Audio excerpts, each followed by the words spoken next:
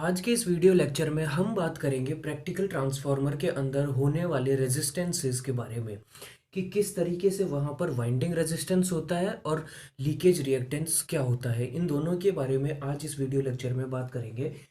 अभी तक हमने जो पढ़ा है वो एक इमेजिनरी पार्ट था। जहाँ तक बात करें हम ईएमएफ इक्वेशन की, वो एक इम्पॉर्टेंट पार्ट है। उसके बाद जो आइडियल ट्रांसफार्मर और नो लोड ट्रांसफार्मर पड़ा है वो हमारे ज़्यादा काम आता नहीं है, वो एक फिक्शियस वैल्यू थी, उसके बारे में हमने जाना था। लेकिन आज से जो इस वीडियो लेक्चर के बाद में जितने भी वीडियो लेक्चर्स होंगे वो सारे ही इम्पोर्टेंट होंगे ट्रांसफार्मर के पॉइंट ऑफ व्यू से। इन सभी से मोस्ट जो ज़्यादा क्वेश्चंस पूछे जाते हैं वो अब आने वाले वीडियोस के अंदर आने वाले कॉन्सेप्ट्स के पूछे जाएंगे। तो यहाँ से आप अच्छे से ध्यान दीजिएगा, यहाँ से आपको अच्छे से पढ़ना होगा। चलिए शुरू करते हैं। सबसे पहले बात करते हैं वाइंडिंग रेजिस्टेंस की कि प्रैक्टिकल ट्रांसफार्मर के अंदर वाइंडिंग रेजिस्टेंस क्या होता है। देखिए, वाइंडिंग रेजिस्टेंस होता है जो, देखिए आइडियल ट्रांसफार्मर में हमने पढ़ा था कि रेजिस्टेंस होता ही नहीं है, मतलब कि जो वाइंडिंग होती है वो बिल्कुल ही रेजिस्टेंस लेस होती है, उसके अंदर कोई रेजिस्टेंस नहीं होता है। लेकिन प्रैक्टिकल ट्रांसफार्मर के अंदर जो वाइंडिंग हम यूज़ करते हैं उसके अंदर थोड़ा बहुत रेजिस्टेंस ज़रूर होता है। उसी रेजिस्टेंस के बारे में हम जानते हैं। वो जो रेजिस्टेंस होता है वो हमारे करंट को अपोज करता है, करंट को जाने से रोकता है। इसका मतलब फ्लक्स कम जनरेट होता है। तो इसकी वजह से थोड़ा बहुत हमारे यहाँ पर रुकावट आती है प्रैक्टिकल ट्रांसफार्मर के अंदर इस वाइंडिंग रेजिस्टेंस की वजह से। जैसा कि यहाँ पर हम इसी की वजह से एफिशिएंसी जो है वो 100% नहीं हो पाती है। तो इसको हम देखते हैं कि वाइंडिंग रेजिस्टेंस किस तरीके से काम करता है। देखिए, यहाँ पर हम बात करते हैं हमारे आइडियल ट्रांसफार्मर की। तो ये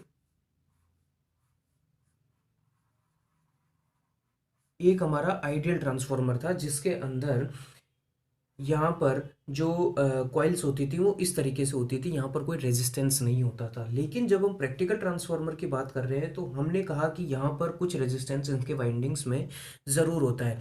उस रेजिस्टेंस को इस सर्किट डायग्राम में शो करने के लिए हमको यहाँ पर एक रेजिस्टेंस बनाना होगा। ये हमने रेजिस्टेंस, प्राइमरी वाइंडिंग का रेजिस्टेंस तो R1 हो गया, सेकेंडरी वाइंडिंग का रेजिस्टेंस R2 हो गया। ये हमारे रेजिस्टेंसेज हो गए। ठीक बात है। अब यहाँ पर हमें ये पता है कि प्राइमरी में तो जो वोल्टेज होता है वो V1 होता है, जो ईएमएफ होता है वो E2 होता है, E1 होता है, जो सेकेंडरी का ईएमएफ होता है वो E2 होता है, और जो सेकेंडरी का आउटपुट वोल्टेज होता है वो V2 होता है। तो ये हमारी वाइंडिंग रेजिस्टेंस की थ्योरी हो गई। इसमें कोई ज़्यादा दिक्कत नहीं आनी चाहिए क्योंकि बहुत ही सिंपल सी बात है। अगर हम बात करें यहाँ पर हमारे लीकेज रिएक्टेंस की, ये थोड़ा इंपॉर्टेंट हो जाता है ये, क्योंकि ये बिल्कुल ही इमेजिनरी कॉन्सेप्ट हो जाता है। देखिए, लीकेज रिएक्टेंस की बात करता हूँ मैं। लीकेज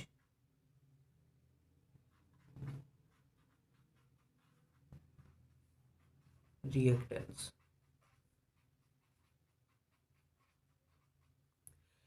लीकेज रिएक्टेंस देखिए, देखिए हमारा एक आइडियल ट्रांसफार्मर था।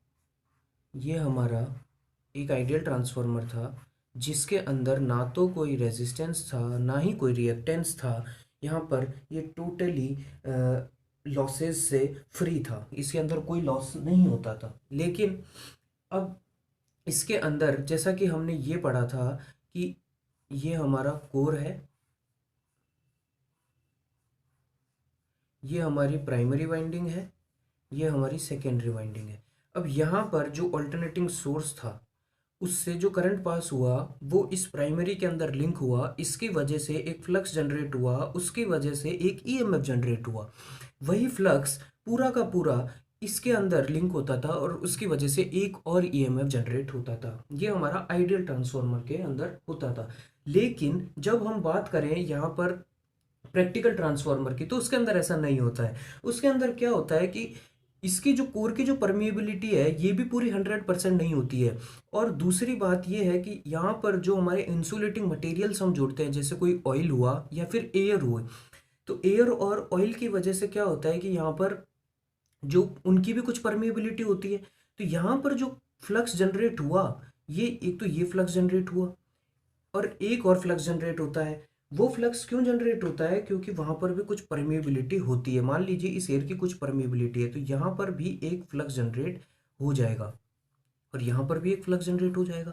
अब इस फ्लक्स की वजह से ये यहाँ पर सेल्फ इंड्यूस्ड फ्लक्स होता है, यहाँ पर एक ईएमएफ जनरेट होगा इस फ्लक्स की वजह से। इस फ्लक्स को हम नाम देते हैं फाई L1। इसकी वजह से एक ईएमएफ जनरेट होगा, उसको हम नाम देंगे EL1।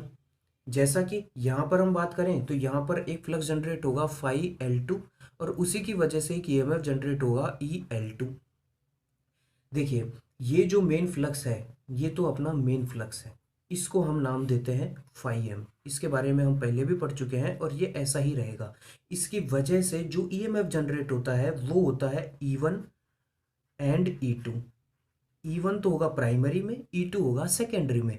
लेकिन फाई L1 और फाई L1 की वजह से जनरेट होने वाला EL1, फाई L2 की वजह से जनरेट होने वाला EL2 इस E1 और E2 से अलग होते हैं। ये तो हमारा मेन फ्लक्स की वजह से जनरेट होने वाला ईएमएफ है, जबकि ये EL1 और EL2 हमारे सेल्फ इंड्यूस्ड फ्लक्स की वजह से जनरेट होने वाले ईएमएफ हैं। तो यहाँ पर आपको ये बात तो समझ में आ ही रही होगी कि प्रैक्टिकल ट्रांसफार्मर के अंदर सब कुछ एक साथ लिंक नहीं होता है। इसका मतलब कि जो भी यहाँ पर फ्लक्स जनरेट हुआ वो पूरा का पूरा लिंक नहीं होता है, कुछ फ्लक्स यहाँ पर लीक हो जाता है। इसका मतलब हुआ कि यहाँ पर कुछ फ्लक्स लीक हो रहा है दूसरे की परमिएबिलिटी की वजह से। मतलब कि एयर की परमिएबिलिटी हो सकती है, ऑयल की परमिएबिलिटी हो सकती है, फिर कोई भी इंसुलेशन मटेरियल हम यूज़ कर रहे हैं उसकी परमिएबिलिटी की वजह से जो भी फ्लक्स लीक हो रहा है उसको हम शो करेंगे लीकेज रिएक्टेंस के थ्रू।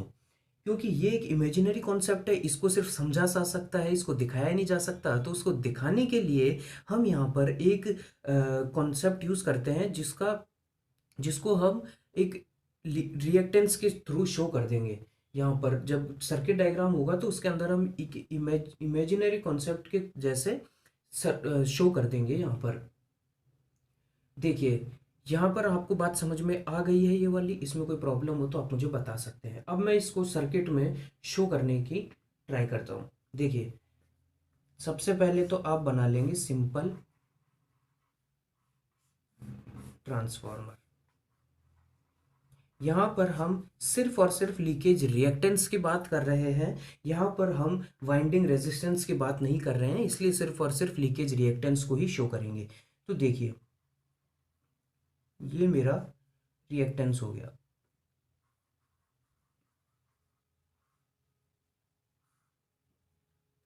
ये मेरा एक फिक्शियस क्वांटिटी है, मतलब एक इमेजिनरी कॉन्सेप्ट है, ऐसा कुछ रियल में होता नहीं है।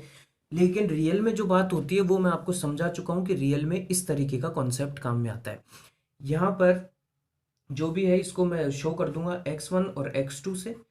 अब ये आगे काम आएगा हमारे जब हम पढ़ेंगे ऑन लोड ट्रांसफार्मर, मतलब लोड होते हुए जैसा ट्रांसफार्मर काम करता है उसी के अंदर ये और ये काम आएगा, और वही हमारा मेजर पार्ट है और वही हमारा मोस्ट इम्पोर्टेंट पार्ट है। तो यहाँ तक की बात आपको समझ में आ जानी चाहिए।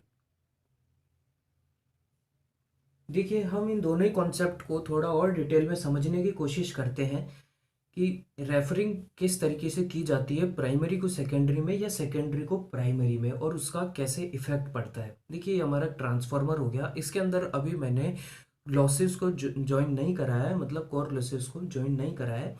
यहाँ पर मैं सिंपल आपको समझाने के लिए सर्किट को बहुत ही सिंपल रख रहा हूँ, वो हम समझेंगे ऑन लोड ट्रांसफार्मर के अंदर डिटेल में। देखिए, जो R1 है वो प्राइमरी वाइंडिंग रेजिस्टेंस हो गया, जो R2 है वो सेकेंडरी वाइंडिंग रेजिस्टेंस हो गया, X1 हमारा लीकेज रिएक्टेंस हो गया प्राइमरी का, ये हमारा सेकेंडरी का लीकेज रिएक्टेंस हो गया।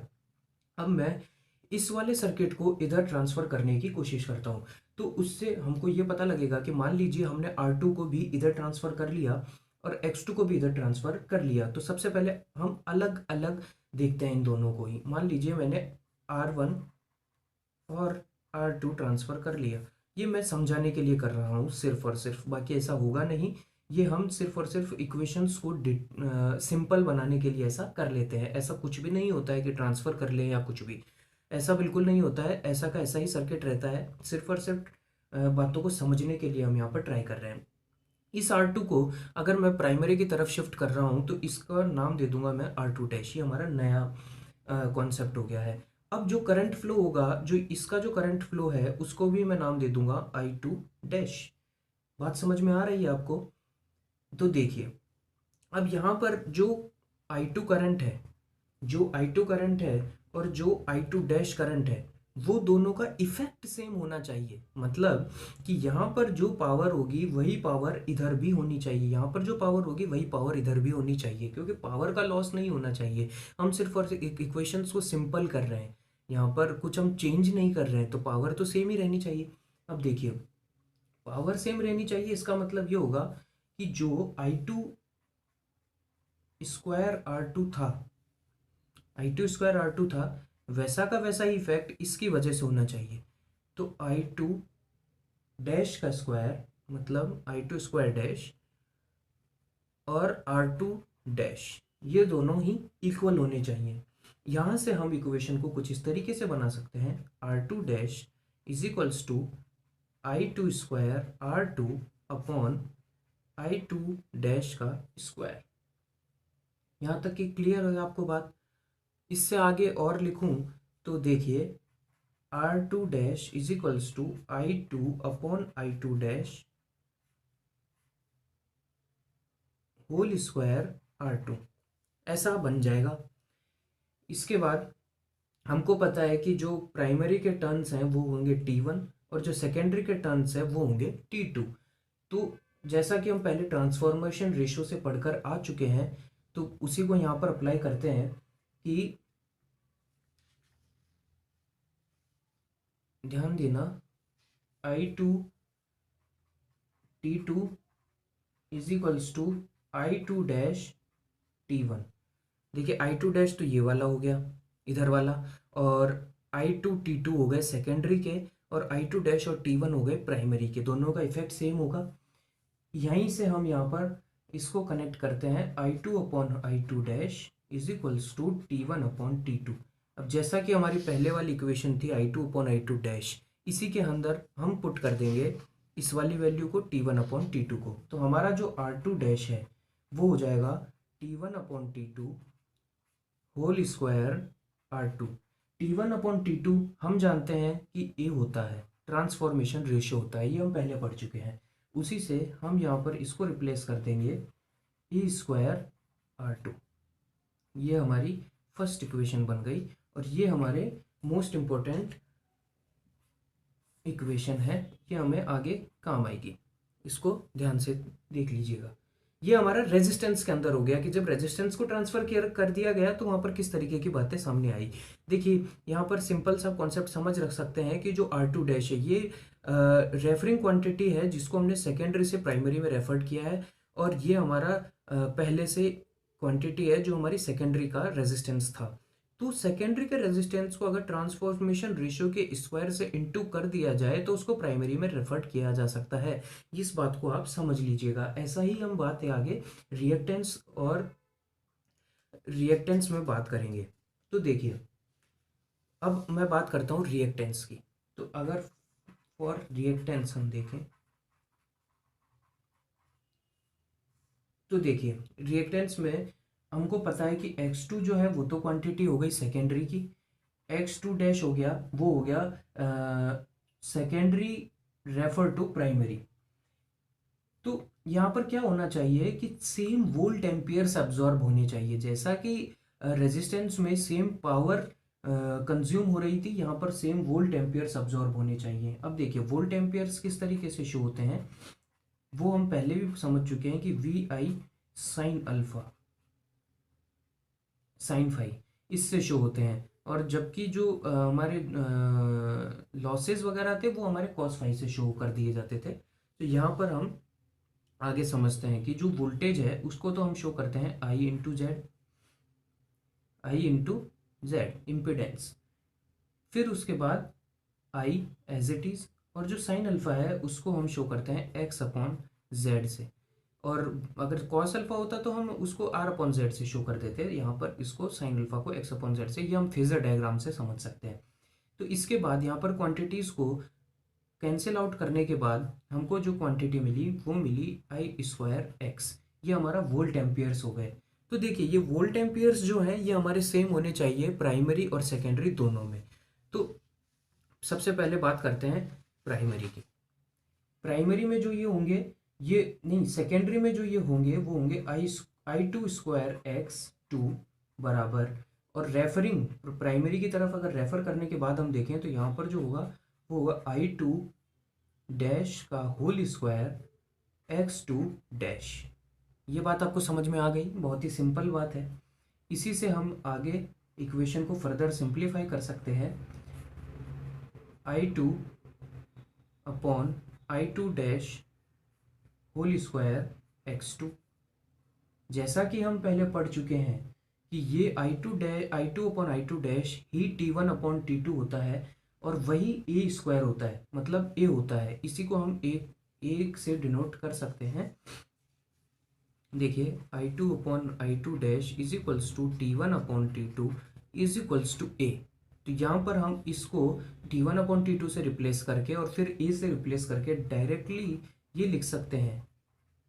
तो जैसा कि मैंने आपको पिछली क्वेश्चन में बताया था कि अगर सेकेंडरी वाली क्वांटिटी को ए स्क्वायर से इंटू कर दिया जाए तो उसको प्राइमरी में आसानी से रेफर किया जा सकता है। यही हमारी इक्वेशन बन गई।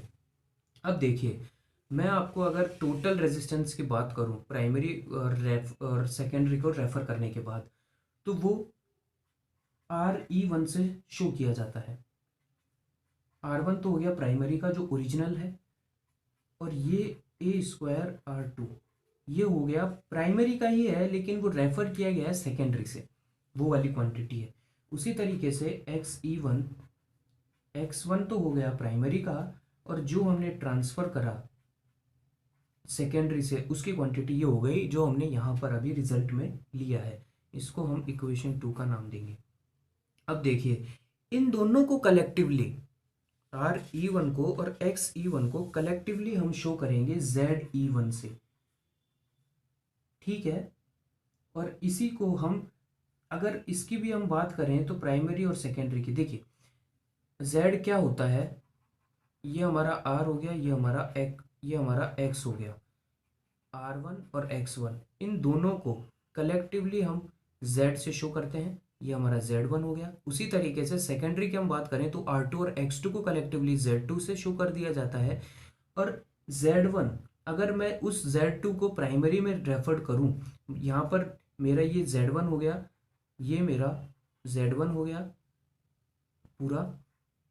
और उसी तरीके से अगर मैं यहाँ पर ये Z2 को लाऊं सेकेंडरी से, तो ये मेरा Z2 हो गया, इन दोनों को कलेक्टिवली, और ये Z2 डैश हो गया एक्चुअली। अब इसकी जो वैल्यू है वो हम जैसे कि हमने यहाँ पर डेरिवेशन किया है उसी तरीके से यहाँ पर मैं समझ सकता हूँ कि ए स्क्वायर Z2 लिख सकता हूँ। इसको समझ में आ रही है आपको बात? तो यहाँ पर ये देखिए Z1 as it is plus A square Z2, ये मेरी क्वांटिटी हो गई है। इसको मैं फर्दर सॉल्व करूँ तो यहाँ पर इसको मैं ये भी लिख सकता हूँ कि RE1 का स्क्वायर प्लस XE1 का स्क्वायर। ऐसा इसलिए लिख दिया क्योंकि मैंने पहले भी कहा था कि जो ZE1 है वो इन दोनों के स्क्वायर का एडिशन ही तो है। तो यहाँ पर अगर हम आगे सिंप्लीफाई करें तो ये रियल क्वांटिटी हो गई और ये एक इमेजिनरी क्वांटिटी हो गई। इस तरीके से हमने यहाँ पर इसको शो कर दिया।